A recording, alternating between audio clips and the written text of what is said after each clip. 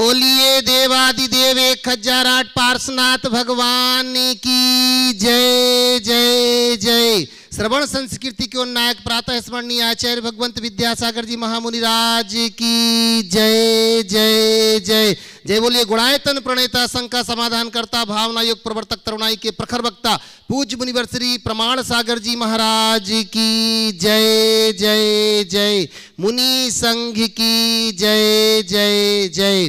प्रिय बंधुओं, तीर्थराज सम्मेद शिखर की तलहटी गुणायतन परिसर में आयोजित देश के सर्वाधिक लोकप्रिय कार्यक्रम शंका समाधान में यहाँ उपस्थित एवं देश विदेश से जुड़े हुए उन सभी श्रद्धालुओं का जो कि पारस चैनल एवं प्रामाणिक ऐप के माध्यम से इस कार्यक्रम का सीधा प्रसारण देख सुन व आनंद ले रहे हैं, उन सभी का मैं गुणायतन और श्री सेवायतन परिवार की ओर से हार्दिक हार्दिक अभिनंदन करता हूं। बंधुओं, यह कार्यक्रम प्रारंभ हो उसके पूर्व आज हम फिर चलते हैं पूज्य गुरुदेव का आशीर्वाद जो हमें संबल देता है। तो चलें नमोस्तु निवेदित करने के लिए चलते पूज्य गुरुदेव के चरणों में। भो स्वामी नमोस्तु नमोस्तु नमोस्तु, भो स्वामी इच्छामि इच्छामि इच्छामि। बंधुओं, आपको विदित ही है कि यहाँ गुणायतन का कार्य बड़ी तीव्र गति से चल रहा है, जहाँ एक और गुणायतन एक और पंचायतन शैली का यह जिनालय जिसमें लोग अनेक प्रकार से जुड़ रहे हैं, चाहे कोई सदस्य योजना हो या कि निर्माण योजना हो। वहीं बंधुओं, यहाँ सेवायतन का कार्य जो चल रहा है, सेवा के क्षेत्र में सेवायतन बंधुओं अनेक भव्य जीव जहाँ पर लाभान्वित हो रहे हैं, ना कि सिर्फ जैन समाज अपितु हर वर्ग के लोग जहाँ पर आकर के लाभान्वित हो रहे हैं उस सेवायतन के माध्यम से। तो आज सेवायतन के रूप में जिन्होंने सेवायतन से ट्रस्टी के रूप में अपने को जोड़ लिया है, ऐसे श्रीमती संतोष जी जैन, श्री श्रीनिवास जी जैन, डॉक्टर मनीष जी जैन, मेरठ उत्तर प्रदेश से महाराज श्री आपके चरणों में वंदन करते हुए नमोस्तु कर रहे हैं। साथ ही मंगल स्वास्थ्य की भावना आपके चरणों में रख रहे हैं कि शीघ्र ही स्वास्थ्य लाभ हो, आपसे आशीर्वाद की गुहार कर रहे हैं। नमोस्तु नमोस्तु नमोस्तु। वहीं बंधुओं, निर्वाण निधि के रूप में आज हमारे गुणायतन से जुड़े हैं श्री अमित जी गांधी, मुग्धा गांधी पुणे से। वहीं डॉक्टर हंसा जैन उदयपुर से जुड़े हुए हैं। इनको बहुत बहुत बहुत बहुत जोरदार ताली बजा करके हम पूरे परिवार के लिए अभिनंदन करते हैं। बंधुओं, यह वह स्थान है जहां पर शंकाएं हमारी हैं और समाधान पूज्य गुरुदेव का, समाधान भी सम्यक समाधान। तो आज हम चलते हैं। अनेक लोग जो कि यहाँ नहीं पहुँच पा रहे हैं, परोक्ष में अपने प्रश्नों को यहाँ पर भेज रहे हैं। महाराज श्री अभी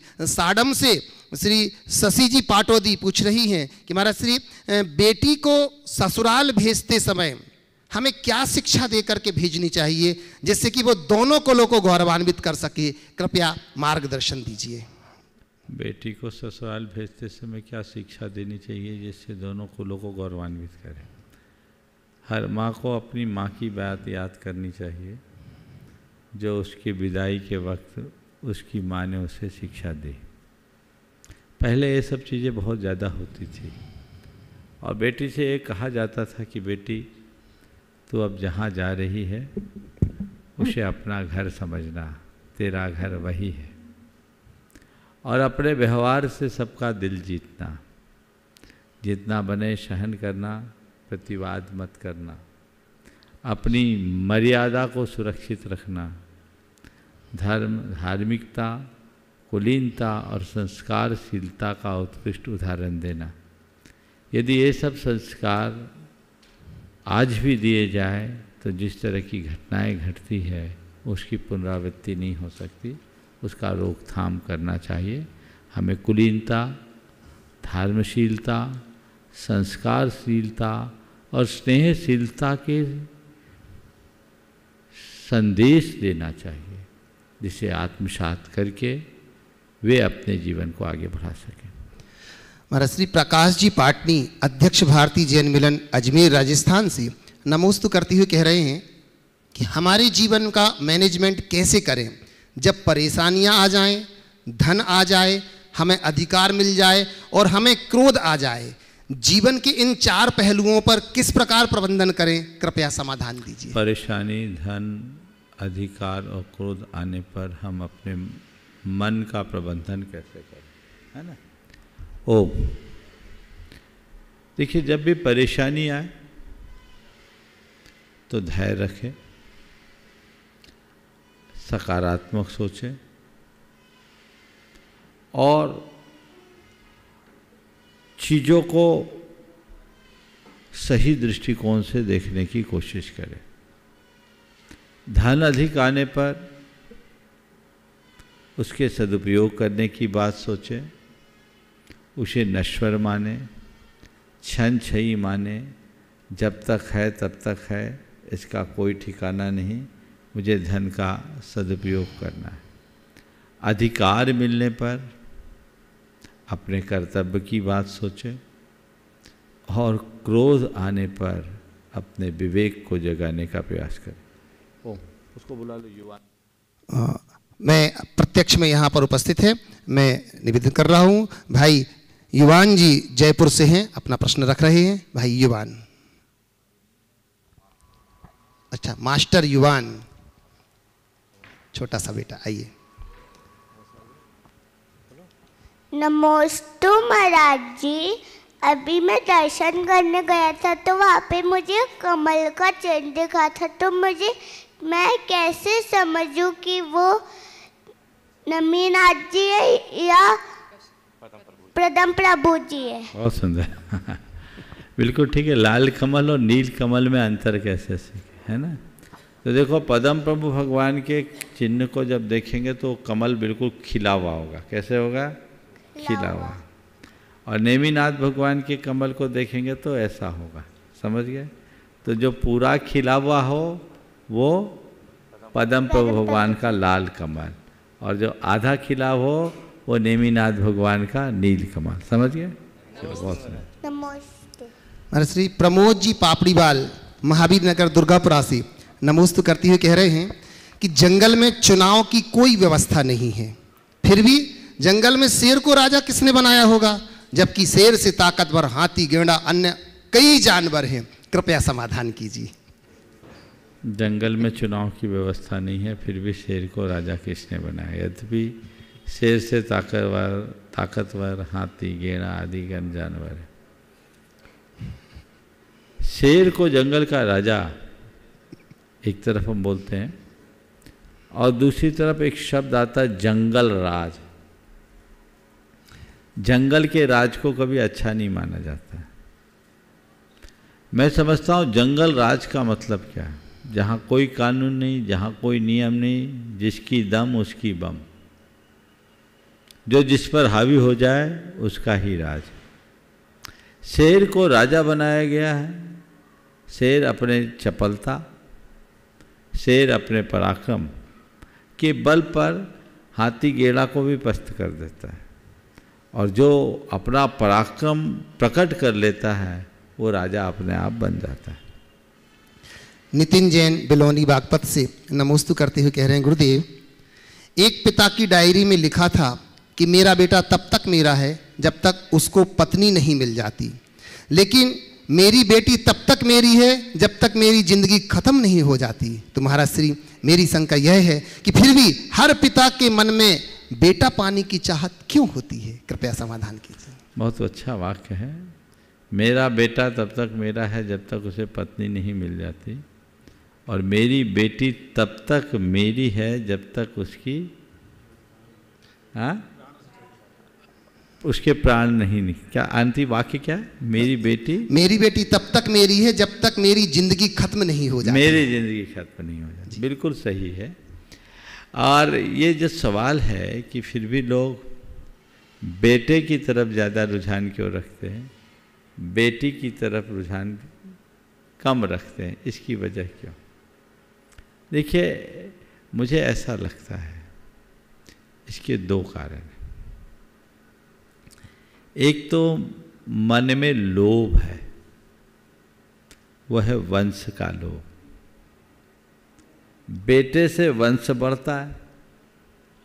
और हमारे देश में एक उक्ति चली जो बहुत लंबे समय तक, अपुत्रस्य का गति। जिसका कोई पुत्र नहीं है उसका श्राद्ध तर्पण कौन करेगा, उसको मोक्ष नहीं मिलेगा। ये वैष्णव परंपरा में मान्यता रही। ये मान्यता पुत्र के प्रति रुझान बढ़ा दिया। यद्यपि जैन शास्त्रों में पुत्रों के साथ पुत्रियों को भी बहुत महत्वपूर्ण स्थान दिया गया है। और भगवान ऋषभदेव ने तो अपने पुत्रों की तुलना में पुत्रियों को प्रमुखता से पढ़ाया। अक्षर और अंक विद्या उनने ब्राह्मी और सुंदरी को दिया। तो ये जो हमारे यहाँ एक काल में ऐसी मान्यता थी, उसका एक प्रभाव था। बेटी तब तक मेरी है जब तक मेरी जिंदगी है। इसके पीछे कारण ये है कि जब कोई हमसे दूर चला जाता है तभी उसका सही एहसास होता है। बेटी पर घर में जाती है तो बेटी को विदा करने के बाद माँ बाप को उसके होने का एहसास बना रहता है, और यही एहसास उनके लगाव का आभास कराता है। मैं इस संदर्भ में इतनी ही बात करूँगा कि आज के इस दौर में बेटी और बेटे के फ़र्क की मानसिकता को मिटाना चाहिए और बेटी को भी वही स्थान देना चाहिए जो बेटे को देते हैं। लेकिन एक वाक्य पुनः कहूँगा, बेटे की परवरिश बेटे की भांति करें और बेटी की परवरिश बेटी की तरह करें, तभी आप अपने धर्म, अपनी संस्कृति, अपने परिवार और कुटुंब की सुरक्षा कर पाओगे। आजकल उल्टा हो रहा है, जो बेटियों को बेटा बनाया जा रहा है वो बहुत गड़बड़ हो रहा है। बेटियां बेटा बन नहीं पा रही है और बेटी रह नहीं पा रही है। बहुत सारी चीज़ें ऐसी है जो हमारी मर्यादाओं को छिन्न भिन्न भी कर रही है। आए दिन जिस तरह के परिणाम सामने देखने को आ रहे हैं वह भी इसी मानसिकता का कुपरिणाम है। बेटियों को कमतर ना आंकें, लेकिन बेटी को बेटी की तरह देखें और बेटे को बेटे की तरह। राजेश जैन आरआई गोपालगंज सागर से जय विद्या परिवार की ओर से नमोस्तु करती हुई कह रहे हैं, महाराज श्री, भारतीय संस्कृति में लोग पराजय पर विश्वास नहीं करते, केवल जय पर ही हमारी संस्कृति भरोसा रखती है, क्योंकि जय का शाब्दिक अर्थ होता है आत्मविश्वास एवं आंतरिक ऊर्जा। आज किसी का भी जयकारा लगा देना एक नशा सा बन गया है। यही एक जुमला भी है। यह नशा और जुमला हमारे जीवन में क्षणिक और काल्पनिक आनंददायक होता है, सफलता प्राप्त करने की सबसे उत्कृष्ट सीढ़ी जैसा दिखाई पड़ता है। यह नशा हमारे जीवन से कैसे दूर हो, कृपया मार्गदर्शन दीजिए। एक बार पुनः बोलिए। ये कह रहे हैं कि भारतीय संस्कृति में लोग पराजय पर विश्वास नहीं करते, केवल जय पर ही संस्कृति भरोसा रखती है, क्योंकि जय का शाब्दिक अर्थ होता है आत्मविश्वास एवं आंतरिक ऊर्जा। जब किसी का भी जयकारा लगा देना, आज किसी का भी जयकारा लगा देना एक नशा सा बन गया है। यही एक जुमला भी है। यह नशा और जुमला हमारे जीवन में क्षणिक और काल्पनिक आनंददायक होता है, सफलता प्राप्त करने की सबसे उत्कृष्ट सीढ़ी जैसा दिखाई पड़ता है। यह नशा हमारे जीवन से कैसे दूर हो, कृपया मार्गदर्शन दीजिए। जयकारा का नशा। देखिए, बात बहुत अच्छी रखी है और भारत की संस्कृति में जय को महत्व दिया गया और आज भी हमारे यहाँ जय गान किया जाता है। जय गान की परंपरा है। प्रश्नकार ने जयगान के संबंध में जय का जो अर्थ किया, आत्मविश्वास और आंतरिक ऊर्जा, ये जय का एक अर्थ है। और ऐसा जय जो अपने अंदर पाते हैं वो आंतरिक ऊर्जा से भी भरते हैं, आत्मविश्वास से भी। लेकिन ये बात जय के वास्तविक अर्थ से कुछ भिन्न दिखती है। जय का मतलब है जीतना, जीतना, जय पाना, जीत लेना। किसको? अपने दोषों और दुर्बलताओं को। और जो व्यक्ति अपने दोषों और दुर्बलताओं को जीतता है वही आंतरिक ऊर्जा से संपन्न होता है और उसका ही वास्तविक आत्मविश्वास प्रकट होता है। लेकिन आपने कहा एक जुमला बन गया है। हो सकता है कुछ जगह ये जुमले के अर्थ में है, लेकिन सही पथ पर चलने वाले व्यक्ति, जिसका जीवन जयशील हो, जो त्याग तप संयम के क्षेत्र में आगे बढ़ चुके हैं, बढ़ रहे हैं, उनका जयगान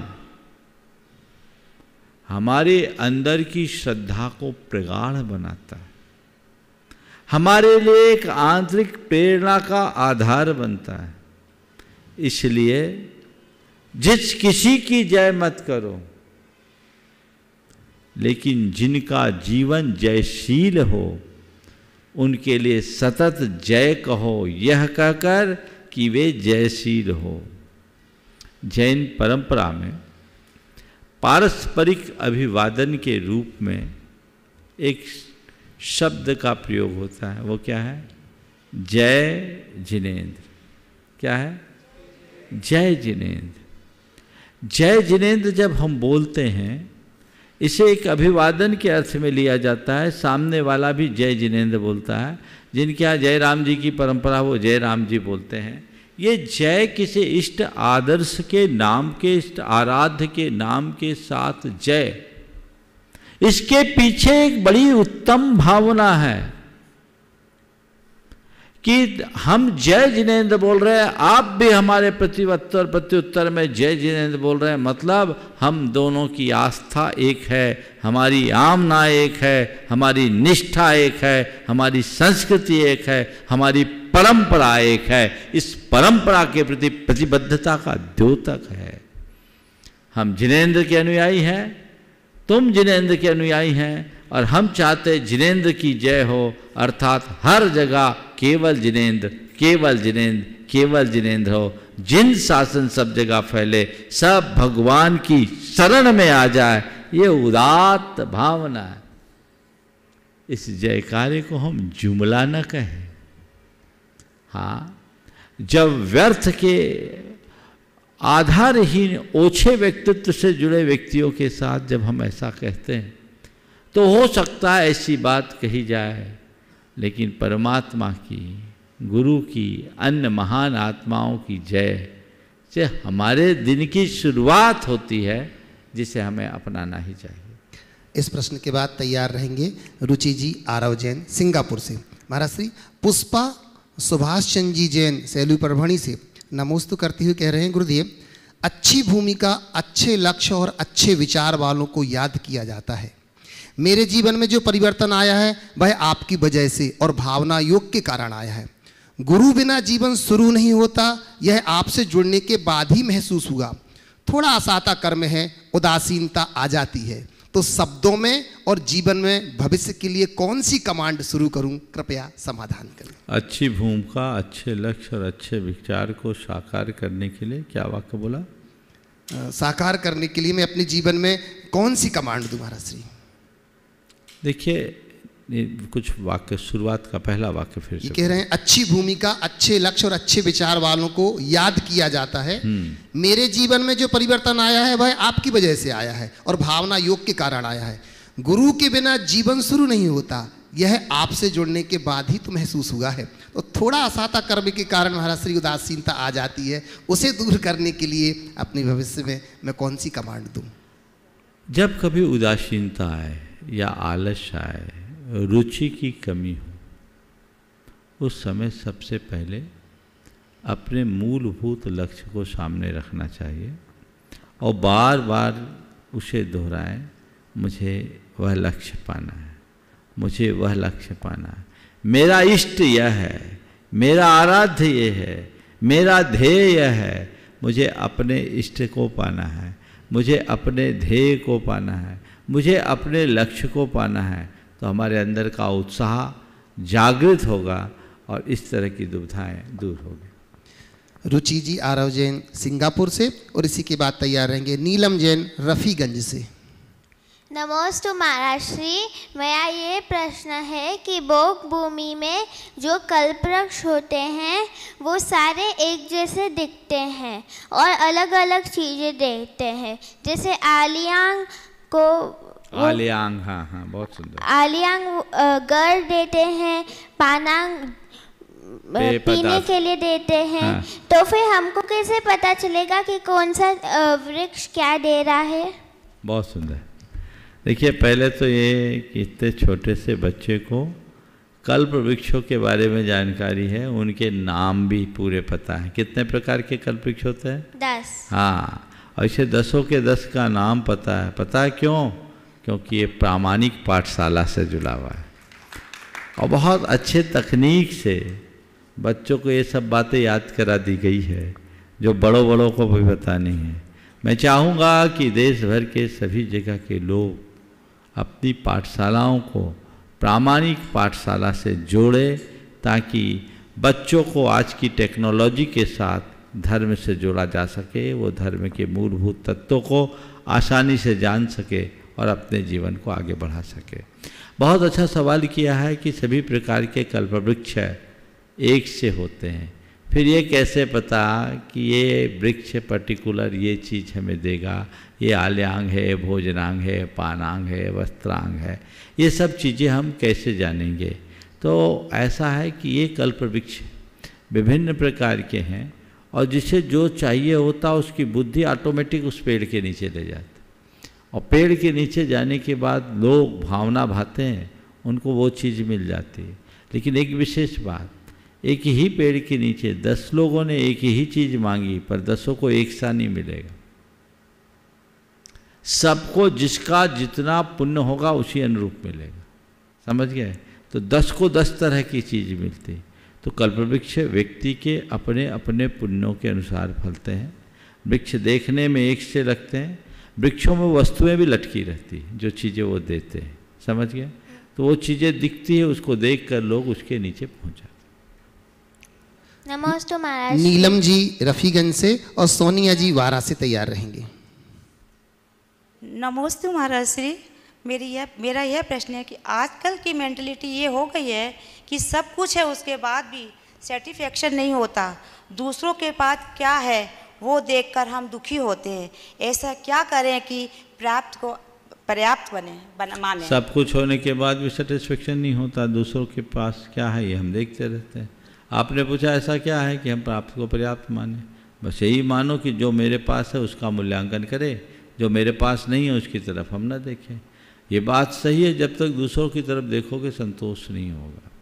व्यक्ति के हृदय में जब तक अध्यात्म का प्रकाश प्रकट नहीं होता उसके मन में संतोष नहीं आता। अपने हृदय में संतोष को जगाना है तो 4 बातें जगा। सबसे पहले यथार्थ को स्वीकारो। यथार्थ क्या है? जो मैं चाहूँगा वो मुझे मिलेगा, ये संभव नहीं है। जो मेरे भाग्य में होगा वो मुझे मिलेगा, ये जीवन का एक बड़ा सत्य है। मेरे हाथ में मेरा पुरुषार्थ है पर मेरा परिणाम नहीं। इसलिए पहली बात, यथार्थ को पहचानो। यथार्थ मनुष्य के मन की लोभ वृत्ति को कम करता है। न मैं कुछ लेकर आया न लेकर जाऊंगा, ये जीवन का यथार्थ। खाली हाथ आया खाली हाथ जाऊंगा, ये जीवन का यथार्थ। जिसने जन्म लिया है वो एक दिन मरेगा, ये जीवन का यथार्थ है। और हर व्यक्ति अपने ही कर्म का फल भोगता है, ये जीवन का यथार्थ है। जिस दिन इस यथार्थ पर विश्वास और भरोसा करने लगोगे, लोभ लालच लिप्सा असंतोष अपने आप दूर होगा। तो पहली बात, यथार्थ को पहचानने की कोशिश करो। दूसरी बात, जो तुम्हारे पास है उसे चाहो, उसे नहीं जो तुम्हारे पास नहीं है। क्योंकि मैं जिसे चाहूं वो मुझे मिले, ये मेरे हाथ में नहीं है। पर जो मुझे मिला है उसे मैं चाहूं, ये मेरे हाथ में है। जो है उसको चाहना शुरू करो। वर्तमान में जीने का अभ्यास करो। भविष्य की ज्यादा चिंता करना बंद कर दो, मन में अपने आप संतोष आए। नमस्ते महाराज। सोनिया जी वारा से, और इसी के बाद निवेदन करूंगा अनु भैया गया से। अनु जी।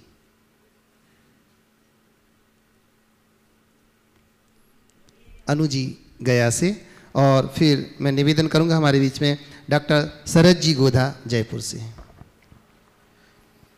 नमस्ते महाराज। महाराज, हाल ही में काफ़ी ऐसी घटनाएं हो रही हैं जिसमें कि देश की कई बेटियों के साथ कई हादसे हो रहे हैं। अभी हाल ही में एक घटना ऐसी हुई कि जिसमें एक बेटी के साथ उसको चाकू से उसको मारा गया और आसपास के लोग जो हैं वो एकदम शून्य हो कर के बिना किसी प्रतिक्रिया के, बिना किसी इसके वो देख करके और बस उधर से गुजर रहे हैं और वो कुछ नहीं कर रहे हैं। तो हमारे भारत देश में इतनी धर्म और इतने ये होने के बाद भी ये स्थिति है, ये थोड़ी ये समझ में नहीं आती है। देखिए, आपने जो बात अभी यहाँ उपस्थित की बहुत गंभीर है। मैंने जैसा सुना है कि पूरे देश में आज ये चर्चा का विषय बना हुआ है। हमारे देश की एक बड़ी विडंबना है, जब कभी भी इस तरह की घटनाएं घटती है, कुछ दिन लोग हल्ला करते हैं और उसके बाद थोड़े दिन बाद भूल जाते हैं। वही ढाक के 3 पात वाली कहानी शुरू हो जाती है। सबसे पहली बात कि इस तरह की घटनाएं घटती क्यों, हमें उसकी जड़ में जाना चाहिए। यद्यपि ये घटनाएं घोर निंदनीय है, हर किसी को हैरान करने वाली है, ये एक क्रूरता की चरम सीमा है। जिन लोगों ने भी इस तरह की घटनाओं को अंजाम दिया है उनको कानून के माध्यम से सख्त कार्रवाई करनी चाहिए, ताकि ऐसे लोगों को का मनोबल टूटे और दूसरे लोग इस तरह के कृत्य करने से बचे। लेकिन सबसे बड़ी जो आवश्यकता है वो ये कि इस तरह की घटनाएं घटे नहीं, उसके लिए हम क्या करें।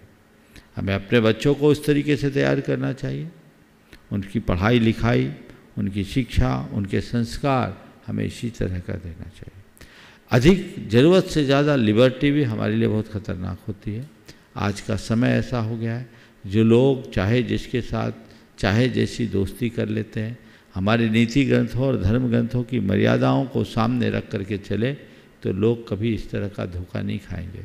थोड़ी सी ही बातों में आकर के थोड़ा किसी ने हमसे मीठा मीठा बोल दिया, लोग एक दूसरे के साथ निकटता जोड़ लेते हैं और निकटता ऐसी जिसमें मर्यादाएं भी खो जाती हैं और इस तरह के विश्वासघात के शिकार बनने पड़ते हैं।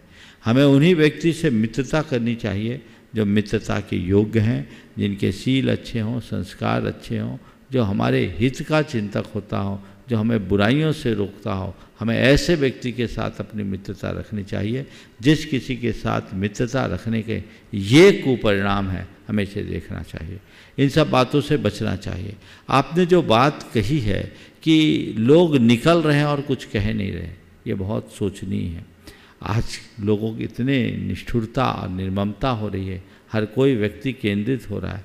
इसके पीछे आज का माहौल भी एक कारण है और लोग इस डर के मारे कि कहीं हम ना फंस जाएं, चाह करके भी को कुछ नहीं करते। और एक बात है, नीति भी कहती है कहीं कहीं पर अगर कोई व्यक्ति हैवानियत से भरा है तो उस समय उसके सामने अगर कोई दूसरा व्यक्ति आता है तो कहीं वो उसके हैवानियत का शिकार ना हो जाए। लेकिन फिर भी यदि लोग सामूहिक रूप से ऐसी घटना करने को के साथ उनका प्रतिवाद करना शुरू करें तो बहुत कुछ अच्छा हो सकता है। जिस तरह का घटनाक्रम देखने को मिला, मुझे भी दिखाया गया, यदि ऐसे कृत्य में लोग आगे आते तो शायद ये घटना ऐसा रूप नहीं लेती, सामने वाले की जान भी बच सकती थी। लेकिन इस तरह की जो वृत्तियाँ, इससे बचना चाहिए। बच्चों के अंदर ये संस्कार कूट कूट करके भरना चाहिए कि मेरी मर्यादाएं क्या है और मेरी दोस्ती की सीमा क्या है। दोस्ती के नाम पर चाहे जिससे दोस्ती ठगा जाएगा। द केरल स्टोरी भी तो यही कह रही है। क्या केरल स्टोरी क्या नाम है? केरला स्टोरी है ना, उसने भी इस तरह की बातें कही और वो स्टोरी तो आप सामने दिख रही। आए दिन देश के कई क्षेत्रों में, कई भागों में इस तरह की घटनाएं घट रही है। इसकी वजह यही है कि हमने अपने बच्चों को सही बोध नहीं दिया। उनको एक मर्यादा का बोध होना चाहिए कि तुम्हारे जीवन की सीमा रेखा क्या है। उनको जाति मर्यादा, धर्म मर्यादा, कुल मर्यादा, समाज की मर्यादा का पाठ पढ़ाना चाहिए। चाहे जिससे चाहे जो दोस्ती करेगा उसके साथ इस तरह की दुर्घटनाएं हो सकती है और जो लोग इस तरह का कृत्य करते हैं उनके मनोबल को पूरी तरह से तोड़ना चाहिए, उनको सबक सिखाने का प्रयास करना चाहिए ताकि वे दूसरे के बारे में कभी सोच न सके। पर दुर्भाग्य है हमारे देश की, दुर्भाग्य है हमारे देश का कि आजकल ऐसे लोग विभिन्न माध्यमों से प्रश्रय पा रहे हैं और एक प्रकार का लक्ष्य बना करके चल रहे हैं। ये ठीक नहीं है, हमें इसके प्रति बहुत सजग होना चाहिए। डॉक्टर शरद जी गोधा जयपुर से, और इसी के बाद में निवेदन तैयार रहेंगे आयुष जैन मंदसौर मध्य प्रदेश से। पूज्य गुरुदेव के श्री चरणों में नमोस्तु नमोस्तु नमोस्तु। गुरुदेव, आज के व्यावसायिक युग में मानव भी व्यावसायिक हो गया, हम भी व्यावसायिक हो गए हैं। हमारे घर परिवार या हमारे व्यवसाय, हमारे ऑफिस कार्यालय और हमारे जीवन जिन मंदिर भी, सब कुछ इकोनॉमिक, सबका बजट बनता है, सब कुछ होता है, सब कुछ। जिन मंदिरों को चलाने के लिए या हम जो द्रव्य दान देते हैं, नगद राशि देते हैं जो, उसका फिर बजट बनता है और मंदिर के विकास में और व्यवस्थाओं में काम में आता है। यहाँ तक तो ठीक है, लेकिन कई जगह पदाधिकारियों के इतने झगड़े हैं कि गुल्लक ही नहीं खुल रही है, गुल्लक ही नहीं खुलती है। आपस के झगड़े, इसने ताला लगाया, उसने ताला लगाया। जिन मंदिर, जिन प्रतिमा और जिन वाणी, जो 3 मूल स्तंभ हैं, उनकी ओर हमारा ध्यान कम हो करके अब वो पैसा उन पदाधिकारियों के दिमाग से या उनकी इच्छाओं पे खर्च होता है कि कई कई बिजली लगा दो, कोई कहे ये लगा दो, कोई कहे वो लगा दो, कोई कहे हॉल बना दो, कोई कहे टाइल चेंज कर दो, कोई कहे जी बाथरूम चेंज कर दो। उन पे पैसा खर्च होकर के जो 3 चीजें हैं, जिन मंदिर, जिन वाणी और जिन प्रतिमा, इनकी स्थिति जो मूल है, पहला खर्चा तो इन पे होना चाहिए ना। देखिए, बहुत ही गंभीर बात आपने उपस्थित की। सबसे पहली बात तो ये है कि हमें अपने धर्मायतनों की तत्परता से रक्षा करनी चाहिए और जिनके हाथ में भी धर्मायतनों की रक्षा की बागडोर है, उन्हें बहुत गंभीरता और समझदारी से काम लेना चाहिए। उन्हें इस बात को सदैव याद रखना चाहिए कि मंदिर का जो धन है वो पैसा नहीं है, वो देव द्रव्य है जिसे हमारे यहाँ निर्माल्य माना गया है। पैसे का आप चाहे जैसे उपभोग कर सकते हैं, पर निर्माल्य का उपभोग तो महापाप है। जो व्यक्ति भी प्रत्यक्ष रूप से निर्माल्य का उपभोग करता है, 7 जन्म की दारिद्रता को आमंत्रित करता है, वो अपने भाव को बर्बाद करता है। इसलिए ऐसा कभी नहीं होना चाहिए। मंदिरों में अगर कमेटियों में आपसी मनमुटाव हो, असहमतियां हो और ऐसा हो कि गुल्लक ही न खुले, तो मैं तो सलाह दूंगा ऐसे मंदिरों के साथ जुड़े हुए श्रावकों को चाहिए कि वो मंदिर में गुल्लक में या तो पैसा डालना बंद कर दे या उनको बिठा ले कि तुम लोग राजी हो, नहीं तो जब तक तुम्हारी लड़ाई नहीं मिटती तब तक हम कोई अल्टरनेटिव व्यवस्था करते हैं। हम यहाँ पैसा नहीं डालेंगे, जहाँ हमारा पैसा पड़ा रहे हम वहाँ क्यों करें। यदि समाज के लोग आगे आकर के थोड़ा ऐसा दबाव देने लगे तो जो पदाधिकारी कई जगह के, जैसे जो लोग मंदिरों को और उसकी संपत्ति को अपनी बपौती मान लेते हैं, कई जगह ट्रस्टीशिप है और कई जगह तो पीढ़ी दर पीढ़ी ट्रस्टीशिप है, उनका 1 रुपया लगता नहीं, पैसा समाज का लगता है, लेकिन वो उसको बपौती मान करके चलते हैं, तो वो ठीक बात नहीं है। उनको हमें सजग करना चाहिए और दिख रहा है कि यहाँ हमारा सदुपयोग नहीं है तो लोगों को तय कर लेना चाहिए हमको डालना ही नहीं, हमें वहाँ डालना है जहाँ सदुपयोग हो।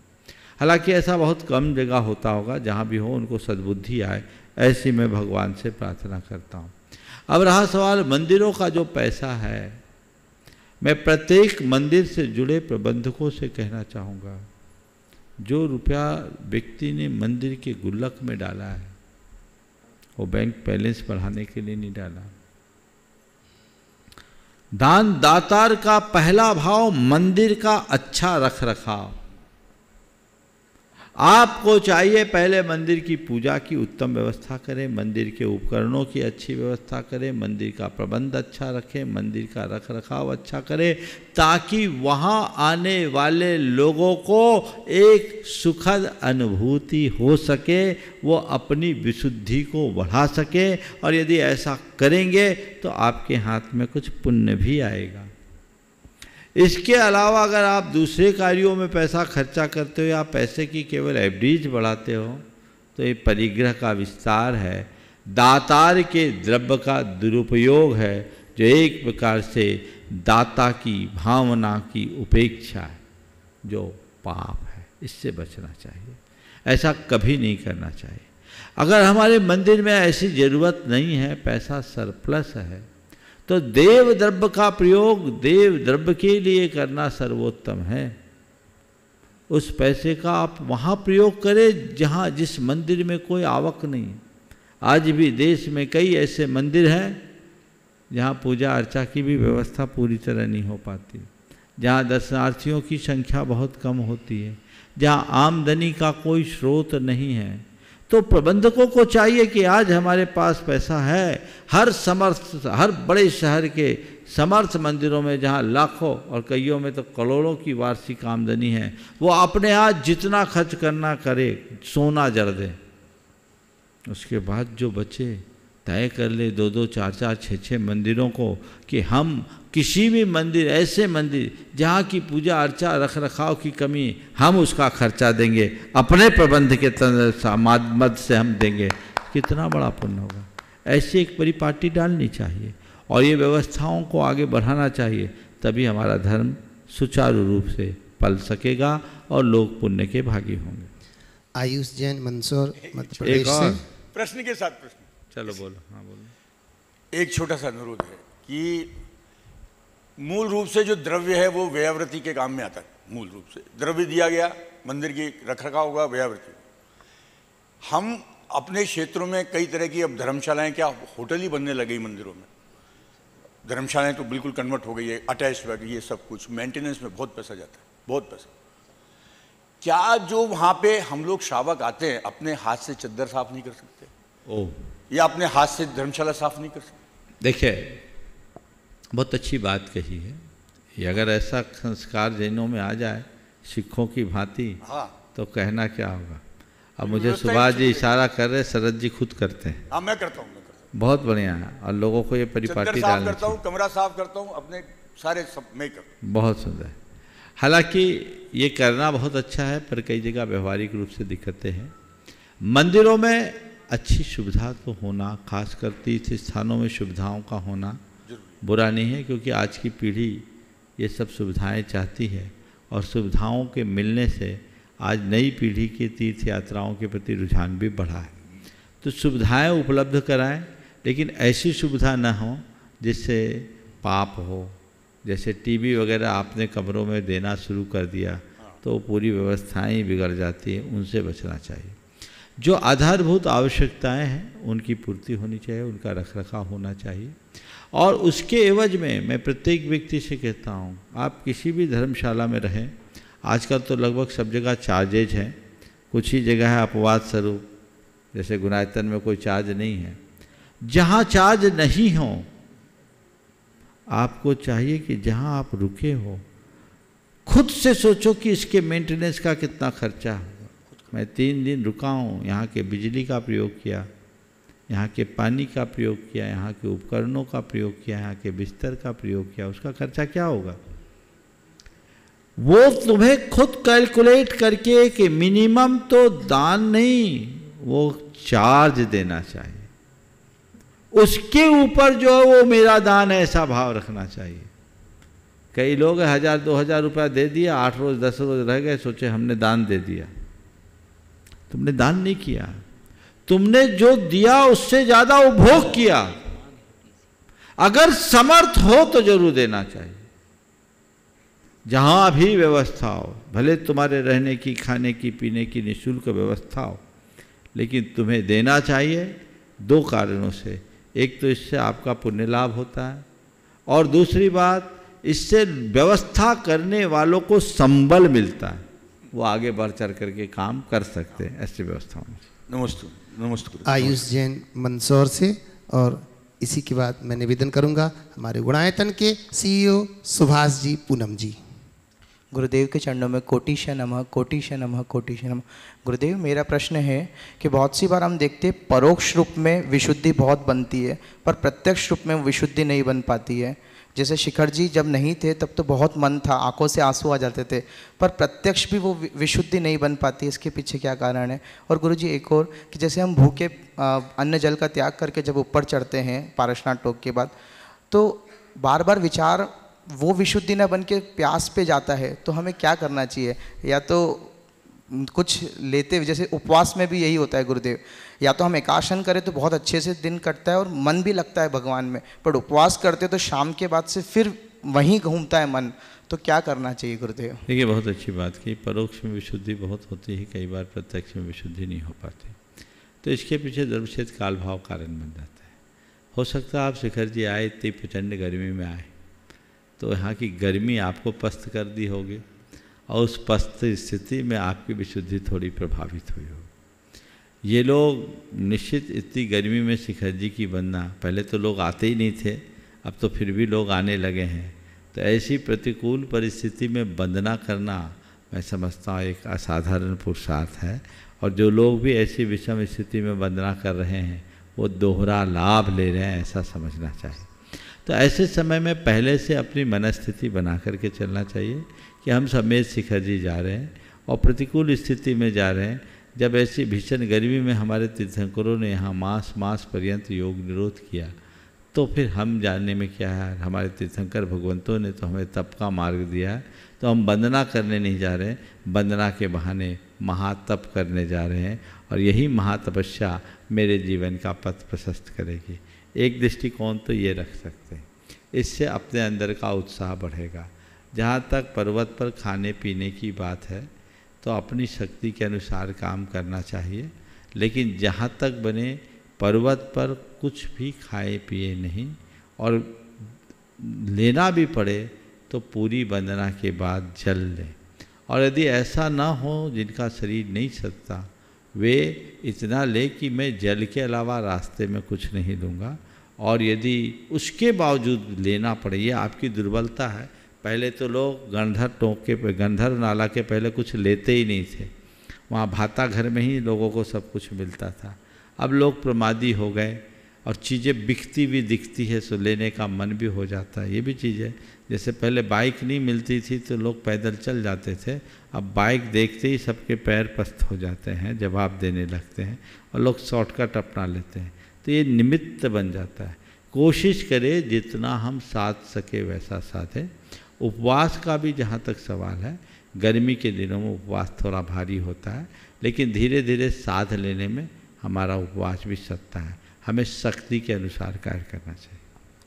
नमस्ते। निवेदन कर रहा हूँ सुभाष पूनम जी, CEO गुणायतन, और इसी के बाद तैयार रहेंगे राजीव जैन सहारनपुर से। परम श्रद्धेय गुरुदेव के चरणों में शतशत नमन। मंचासीन शुल्लक महाराजों के चरणों में सादर इच्छामि। गुरुदेव, आजकल दोपहर को क्लास चल रही है, जैन तत्व विद्या पढ़ा रहे हैं, और आज विषय है 14 गुण स्थान का। बहुत उसमें आनंद है, और आनंद का विशेष कारण ये है कि 14 गुण स्थान तो गुणायतन के प्राण हैं, उसी पर तो गुणायतन आधारित है गुरुदेव। लेकिन एक बात पूछना चाहता था गुरुदेव कि आप हमेशा कहते हैं कि 14 गुण स्थान जीव की मनोदशा मापने का पैमाना है, और लेकिन पढ़ने में वो ऐसा लगता है कि पैमाना नहीं है, वो तो विशुद्धि का सोपान है कि आदमी कैसे या जीव कैसे आगे बढ़ता है। तो दोनों बातें एक ही हैं या दोनों बातों में कुछ फर्क है? गुण स्थानों के अनुसार जीव के भावों की तरतमता का अंदाज लगाया जाता है। किस भावधारा के व्यक्ति को हम कौन से गुण स्थान में मान सकते हैं, या कौन से गुण स्थान में रहने वाले जीव की भावधारा कौन सी है, इसका अंदाज हमें गुण स्थानों से लगता है। नमस्ते। राजीव जी सहारनपुर से। नमस्ते गुरुदेव। ये पुलाक, वकुश, इश्क, निर्गंत स्थान का ये 4 प्रकार के मुनिराज बताए। पुलाक, वकुश, कुशील, निर्गंत, स्नातक, 5 प्रकार के। हाँ जी। तो 3 कम 9 करोड़ मुनिराज होते हैं एक समय में। तो क्या जो विदेश क्षेत्र में जो 20 तीर्थंकर और जो 608 जीव जो भी मोक्ष जाने वाले हैं, वो सब इसी में आएंगे? पूरे, क्योंकि ये 5 मुनि भावलिंगी होते हैं और सभी तीर्थंकरों के तीर्थकाल में होते हैं, और सब काल में होते, पंचम काल में नहीं होते। इसलिए ये पुलाक, बकुस, कुशील, निर्गंथ और स्नातक, ये जो भी मुनि होंगे 5 से बाहर नहीं। निवेदन कर रहा हूँ मंचासीन पूज्य क्षुल्लक श्री स्वरूप सागर जी महाराज के चरणों में वंदन करते हुए, इनके वो प्रश्न हैं जिन प्रश्नों से हमें जैन धर्म का स्वरूप समझ में आएगा। महाराज श्री के चरणों में बारंबार नमोस्तु। महाराज श्री, विशेषकर युवाओं में एक भाव देखा जाता है कि कोई चीज़ जो आकर्षक लग रही है, उनको लगता है कि अभी हमारे पास आज़ादी है, समय है, इसको करके देख लेते हैं, भले ही वो जानते हैं कि वो चीज़ गलत है। तो ऐसा करने में क्या हानि है महाराज? आकर्षक लगे, आकर्षित होकर के आज़ादी है, समय संसाधन है, हम उपभोग करके देख लें, लेकिन ऐसा करने के अंजाम पर भी विचार करना चाहिए। चीज़ों को केवल उसके आकर्षण से प्रभावित होकर नहीं अपनाना चाहिए। जो चीज़ों के आकर्षण से आकर्षित होते हैं वो कई बार धोखा खाते हैं।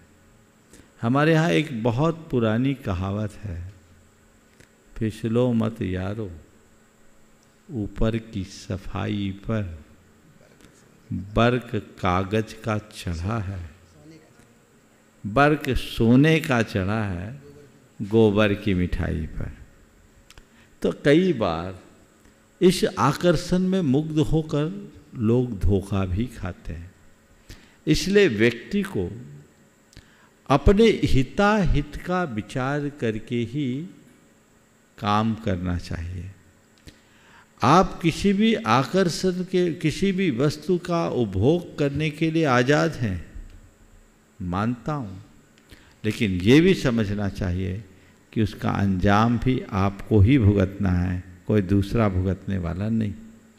तो अपने अतीत के अनुभवों का और अपने अतिरिक्त जो अपने से बड़े लोग हैं उनके अनुभवों का लाभ लेकर के काम करना चाहिए, क्योंकि इस तरह की आज़ादी जीवन को बर्बाद करती है। आज बहुत सारे युवा इसी आकर्षण में विभिन्न प्रकार के मादक पदार्थों के सेवन के आदी बने हैं और अपने जीवन को बर्बादी के कगार पर पहुंचा दिए। सब कुछ छिन्न भिन्न, पूरा जीवन चौपट। वो ऐसी स्थिति में है जिनसे न करते बन रहा है न छोड़ते बन रहा है। तो ये बताओ, ये आज़ादी है या गुलामी? वो आज़ादी अर्थहीन है जो तुम्हें गुलाम बना दे। इसलिए संयम तो रखना ही चाहिए। हमने ये जाना है, जो इस आकर्षण के भुलावे में फंसते हैं वो अपना जीवन बर्बाद करते हैं। इसलिए ऐसे आकर्षण से बचना चाहिए। मंचासीन पूज्य चिद्रूप सागर जी महाराज के चरणों की वंदना करते हुए निवेदन कर रहा हूँ, अपनी शंका पूज्य गुरुदेव के चरणों, पूज्य मुनि के चरणों में बारंबार नमोस्तु। महाराज जी, प्रायः देखा जाता है लोग अपने घर पर, अपनी दुकान में शुभ लाभ लिखते हैं, लेकिन जब आचरण देखते हैं तो उनका जिस तरह से भी बने वो लाभ लेते हैं और लाभ को शुभ मानते हैं। तो महाराज जी, वो शुभ लाभ की युक्ति को कैसे अपने जीवन में लेके आए? बहुत अच्छी बात है। हमारी संस्कृति की एक बड़ी विशेषता है, हम शुभ लाभ लिखते हैं, शुभ, मंगल, कल्याण और श्रेष्ठता का, उत्तमता का द्योतक। तो हमारे यहाँ शुभ के बाद लाभ है। लाभ को शुभ नहीं कहा, शुभ को लाभ कहा है। तो वही लाभ हमारे लिए उपयोगी है जो शुभ हो। आजकल लोग शुभ लाभ की जगह लाभ में ही शुभ देखने लगे, तो उसका परिणाम है जिनकी सोच पूरी तरह अर्थ पर केंद्रित होती है, जो पैसे को ही सब कुछ मानते हैं, उनके लिए लाभ में शुभ दिखता है। पर जो परमार्थ को पहचानते हैं वो शुभ में लाभ देखते हैं। अगर शुभ लाभ होगा तो निज पर का भला होगा, और तुम्हारा लाभ अशुभ हो गया तो जीवन बर्बाद होगा। इसलिए इस बात को सदैव ध्यान में रखना, जो तुम्हारे लिए वांछित है उसका लाभ हो, पर इस बात को कभी मत भूलो कि वह शुभ भी हो, अशुभ न हो।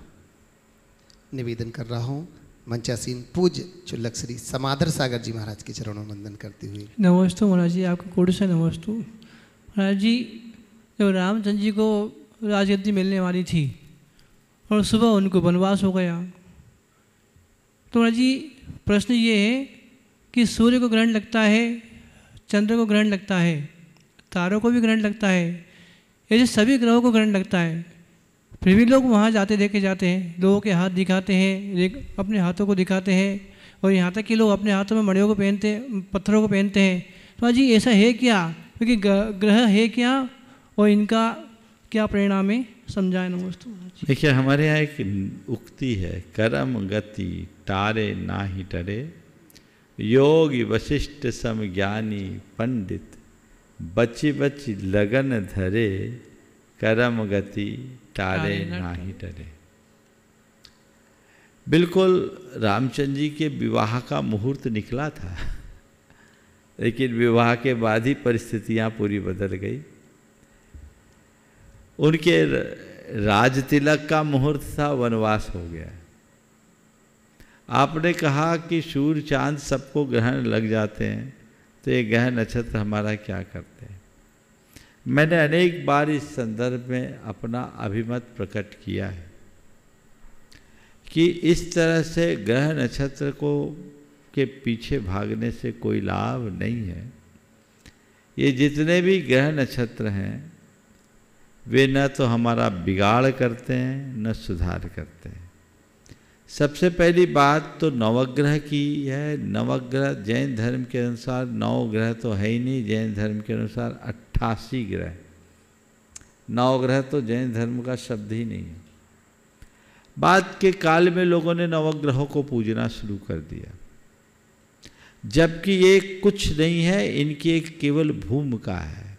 क्या है? लोक में एक उक्ति, यत् पिंडे तद ब्रह्मांडे। जो तत्व हमारे शरीर में वही तत्व ब्रह्मांड में। ब्रह्मांड के जो तत्व हैं उसका मूल आधार सौर मंडल है, क्योंकि वो ऊर्जा के केंद्र है।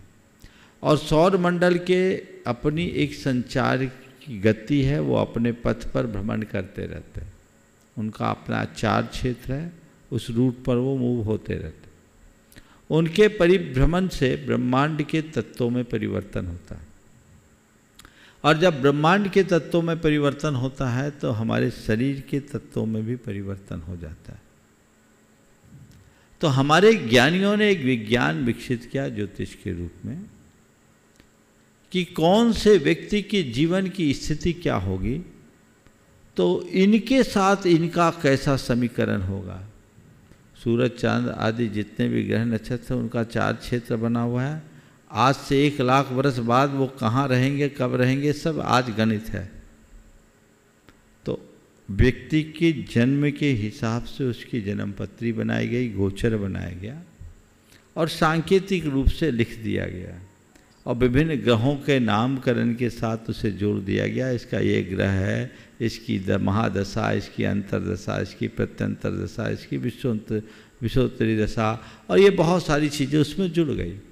एक प्रतीकात्मक था, वो ग्रह नक्षत्र का कोई रोल नहीं, केवल ये था कि इस ग्रह की दशा ये है तो इस समय जन्म लेने वाले व्यक्ति का इस काल में ये परिणाम आएगा, क्योंकि उसके अंदर ऐसे तत्वों की प्रधानता हो। तो उसके लिए क्या करें, तो अपनी विशुद्धि बढ़ाओ और कुछ ठीक करो जितना संभव है। तो कुछ बाद में ढकोसले जुड़ गए, लोगों को पैसा कमाने का जरिया मिल गया, तो ग्रहों को पूजवाना शुरू कर दिए और विभिन्न प्रकार के ग्रह नक्षत्रों को पूजवाना शुरू कर दिए, पत्थरों को पूजवाना शुरू कर दिए। और लोग का एक भ्रमपूर्ण विश्वास हो गया कि ये ग्रह हमें परेशान कर रहे तो इनकी पूजा करो, ये ग्रह हमें परेशान कर रहे तो उनकी पूजा करो। भगवान धरे रह गए और ग्रहों को लोग पूजना शुरू कर दिए। ये कतई उचित नहीं। जैन आचार्यों ने इस व्यवस्था को भांपते हुए एक बहुत अच्छी तरकीब निकाली। जब सब ग्रह नक्षत्र के पीछे भागने लगे मध्यकाल में 10वीं 11वीं शताब्दी में, तो हमारे जैन आचार्यों ने तीर्थंकर प्रतिमाओं के नीचे इनको अंकित कर दिया बंद्रा मुद्रा में कि ये भी इन्हीं को पूजते हैं, इसलिए तुम्हारे जीवन में कोई आफत विपत है तो उनको मत पूजो, जिनको ये पूजते हैं उनको पूजो। समझ गए आप? देवगढ़ में, सिरोंजी में जाओगे तो प्रतिमाओं के नीचे इनका अंकन है, वंदना मुद्रा में। तो कुल मिलाकर इस तरह की बातों से कोई सार नहीं है, हमें इनसे बचना चाहिए। विभिन्न प्रकार के आजकल तो पत्थर नग वगैरह का भी बहुत चलन है, उनका प्रयोग करें, लेकिन ये आजकल धंधा बन गया। हर ज्वेलर की दुकान के साथ एक बाबा जुड़ गया है। समय समय पर आजकल मीडिया में आता भी रहता, आज ये मुहूर्त है, आज वो मुहूर्त है, इस मुहूर्त में ये लेंगे। ये सब पब्लिसिटी स्टंट है, मार्केटिंग का फंडा है। लोग लेते हैं, ऑर्नामेंट पहनिए, कोई दिक्कत नहीं। हालांकि जब कोई आप स्टोन पहनते हैं उससे रेडिएशन होता है, विकिरण होता है, और विकिरण के प्रभाव से हमारे शरीर के रसायनों में कुछ अंशों में परिवर्तन होता है।